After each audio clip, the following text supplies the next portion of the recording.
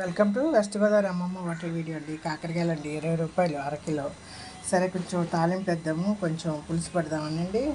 మీరు పులుసులో చాలామంది ఉడకబెట్టి నీళ్ళు పారేయడం, పెండి నీళ్ళు పారేయడం అలా చేయకూడదండి. షుగర్ పేషెంట్లకు మంచిది, అందరికి తినాల్సిన కూర. మీరు దీంట్లో ఒక గరిటె పెరిగేసి తర్వాత ఒక చిన్న చింతపండు తరకేసారంటే ఆ పులుపు ఆ చేదుని తెలియకుండా చేస్తాను. మళ్ళీ నీళ్ళు మీరు కుక్కర్లో ఒక 2 విజిల్లు ఉడికిచ్చేసాక ఉల్లిపాయ పచ్చిమిరపకాయ వేగాక ఇష్టం ఉంటే టమాటా వేసుకొచ్చండి. తర్వాత ఈ ముక్కలు ఆ నీళ్ళు వేసేసి కొంచెం చింతపండు గుజ్జు, కారం, పసుపు వేసుకుని ఉడికించుకుంటే చక్కగా కారం పులుసులాగా అండి. కాకరకాయ పులుసు బాగుంటుందండి.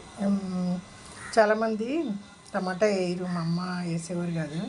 టమాటా వేస్తే ఒక టేస్ట్ అండి, టమాటా వేయకపోతే ఒక టేస్ట్. మీరు తాలింపులో కొంచెం చిటికెడు మెంతులు, జీలకర్ర వేసారంటే పులుసు చాలా బ్రహ్మాండంగా ఉంటుందండి. ఒక వీడియోలో చూశాను, కాకరకాయలన్నీ పిండేసేసి ఆ నీళ్ళు పారేసేసి ఒక ఆవిడ పులుసు పెట్టారు. అలా కాదండి, ఈ నీళ్ళు కూడా మనం పులుసులో వాడుకోవాలి. ఈ ఉడికినంత ఉడుకుతుంది, కాస్త నీళ్ళు ఉంటే పులుసులో వేసేయచ్చు. ఆ చింతపండు కూడా పులుసులోకి ఉపయోగపడుతుంది. చేదు తెలియదు, కానీ దాని వాల్యూస్ అక్కడే ఉంటాయి. బాగా కుక్ అవుతుంది, సాఫ్ట్గా ఉండటం వల్ల తినడానికి బాగుంటాయండి. ఏం లేదండి, ఈ వచ్చి తాలింపులు వేసి బాగా మగ్గినాక ఏం చేస్తాండి, ఉప్పు వేస్తాం ఫస్ట్.